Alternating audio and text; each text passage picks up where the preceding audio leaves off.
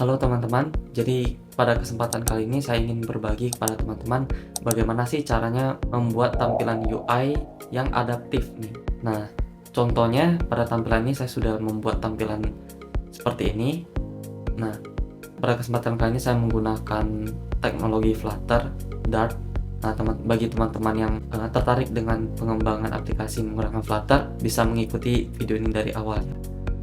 Nah, jadi di sini kan saya men-setting bahwasanya kalau satu kotak ini 200 piksel kali 200 piksel. Nah, sedangkan saya menjalankannya menggunakan iPhone 16. Nah, tapi ketika saya menjalankannya menggunakan iPhone 16 Plus, nah seperti tampilan seperti ini, nah kelihatannya ini berbeda gitu ya, tidak sesuai ekspektasi. Jadi misalnya di iPhone 16 kan tidak ada bersentuhan ya kedua kotak ini, tapi ketika ditampilkan ke 16 Plus kok tampilannya berbeda gitu, sedikit berbeda.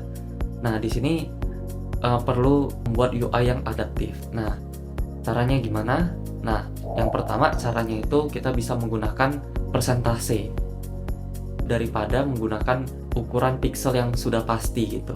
Nah, gimana contohnya? Mungkin sebelum itu saya ingin menjelaskan dulu ya. Nah, jadi ini saya sudah membuatkan kerangkanya ya. Di sini iPhone 16 dengan ukuran 390 kali 844. Nah, sedangkan iPhone 16 Plus dia ukurannya 430 dikali 932. Nah, ketika kita membuat kotak 200 piksel dan kita tampilkan juga ke 16 Plus, dia akan tetap sama-sama 200 piksel, tapi kan dia jadinya tidak adaptif gitu loh. Awalnya kita berekspektasi hasilnya seperti yang ini iPhone 16, ketika ditampilkan ke iPhone 16 Plus dia malah tidak sesuai lah yang apa yang kita mau gitu. Nah, cara pertama itu kita bisa menggunakan persentase. Nah, gimana caranya? Jadi kita mengkalkulasikan. Jadi dari iPhone 16 ini kan dia ukuran lebarnya 390. Nah, kira-kira 200 piksel tuh berapa persen gitu dari 390 piksel.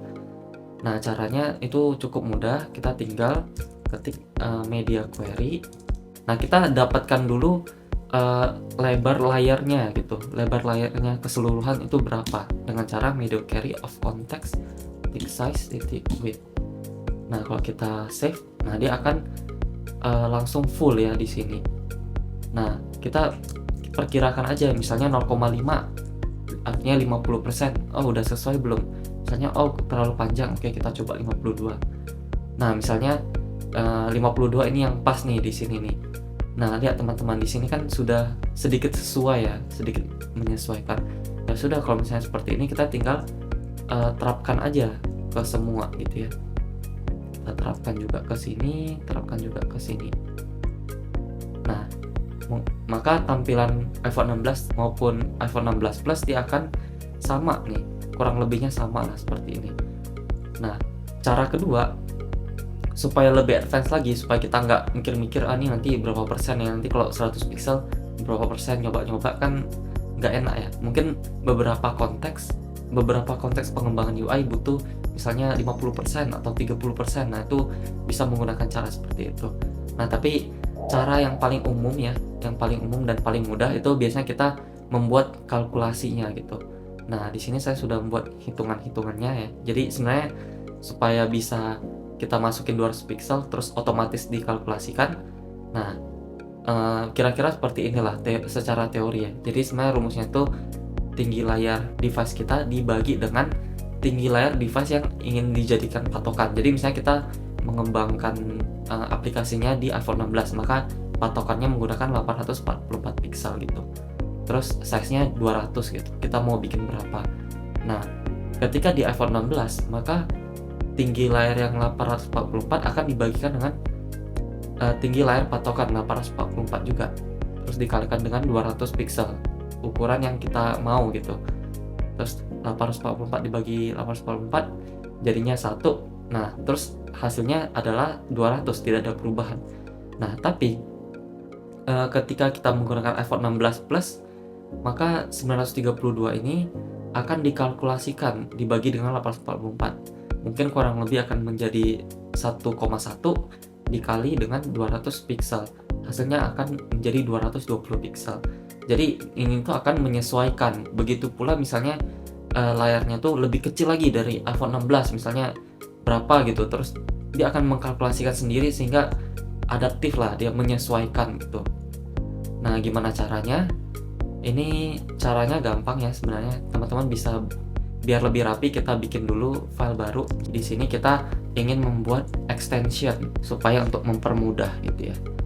Nah, di sini saya buat dulu keterangannya supaya mempermudah. Jadi cara membuat extension itu kita tinggal ketik aja extension, terus nama extensionnya itu apa, on integer itu berarti variabel yang akan kita masukkan. Nantilah, langsung aja kita lihat ya.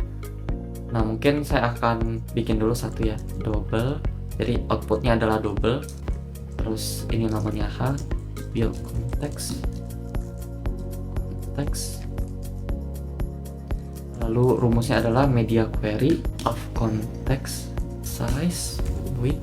Ini h dulu ya, h dibagi dengan 844. Jadi kan kita menggunakan patokan yang di iPhone 16 gitu. Kita masukin 844 dibagi dengan this. Nah, begitu juga untuk width dan ini mungkin saya langsung kopikan saja ya dari sebelumnya. Jadi di sini tuh kenapa kita harus konteks ya, karena di sini kan tidak ada konteks. Jadi kita perlu mempassing data konteks itu gitu. Terus kita dapatin heads-nya, kita dibagi dengan 844 dikalikan dengan this. This itu adalah integer. Nah, integer dari variabel yang akan kita masukin nanti. Sedangkan width juga sama ya, untuk ukuran lebarnya dibagi dengan 390 dikalikan dengan this. Begitu juga dengan SP. Kalau SP kita menggunakan heads, salah satunya juga bisa. Nah, setelah udah jadi nih, kita balikin dulu ya ke semula. Nah, ini kan kalau sekarang nih kita buka lagi, ukurannya belum sesuai ya. Nah, caranya gimana kalau misalnya kita bikin extension itu untuk mempermudah gitu ya. Jadi misalnya kita tinggal ketik 200 integernya. Jadi kan sebenarnya cara ngeliatnya kita tinggal hover di sini. Nah, terus kan di sini dia minta double ya. Nah, kita masukin width 200, terus di titik w, enter. Nah, dia akan import yang ini dimension tadi di sini. Nah, terus langsung otomatis konteks, masukin konteks. Nah, kita ya udah tinggal terapkan aja ini ke sini ya. Kita terapkan. Oke, mungkin langsung mencoba saja. Nah, ya teman-teman, dia langsung menyesuaikan 200 pixel. Jadi di sini tuh ya sangat mempermudah lah. Jadi kalau misalnya nanti kita mau setting jadi 100, dia langsung sesuai, 150 langsung mengikuti ya. Nah, cara ketiga yang paling gampang ya, tapi kita perlu menginstal package. Jadi sebenarnya ini kan kalau kita bikin gini kan sebenarnya kita nggak perlu masukin package tambahan. Jadi langsung kita bikin seperti ini, langsung kita pakai aja sesuai kebutuhan. Nah, mungkin secara codingan ini agak kurang rapi karena panjang gitu, ada konteksnya gitu. Nah, cara kedua kita buka Google Chrome, terus kita buka pubdev. Nah, package screen until ini otomatis akan membuat ukuran UI kita tuh adaptif ya, secara otomatis. Nah, kita install dulu. Ini saya menggunakan ini ya di sini, atau screen until.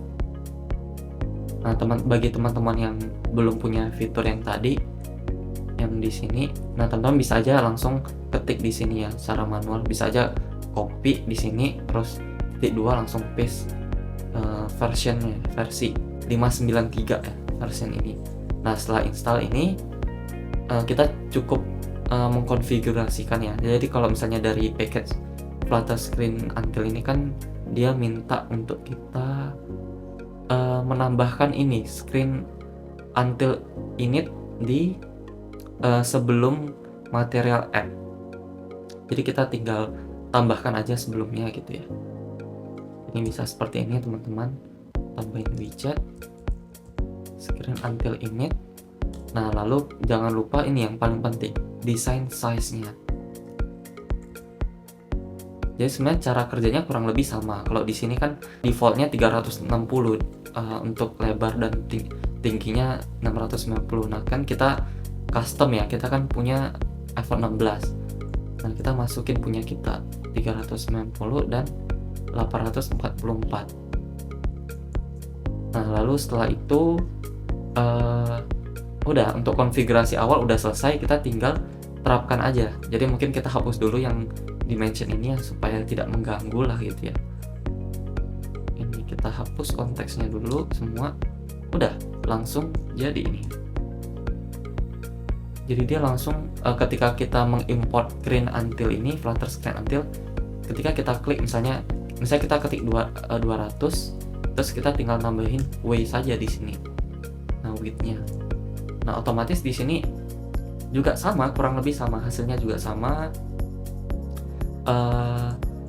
Tapi di sini kita bisa nulisin H ya untuk height, dan ukurannya juga tidak berubah, sama, bisa ya, bagus gitu, langsung jadi. Nah kalau untuk tulisan, yang mungkin tulisan kan ini kurang adaptif juga, nah kita bisa tambahin aja SP gitu di sini. Oh ya, untuk yang dimension juga tadi bisa ya teman-teman, coba aja langsung SP konteks gitu, masukin seperti itu. Nah di sini kita pakai package langsung SP gini. Yang 14 juga nih kita bisa masukin SP. Nah jadi ukurannya adaptif, menyesuaikan. Jadi kalau di sini seperti ini, nanti yang iPhone 16 Plus-nya juga ikut membesar gitu tulisannya. Nah kurang lebih seperti itulah untuk tutorial untuk membuat UI yang adaptif di video kali ini. Terima kasih teman-teman yang sudah menonton. Jangan lupa like dan subscribe channel ini. Terima kasih.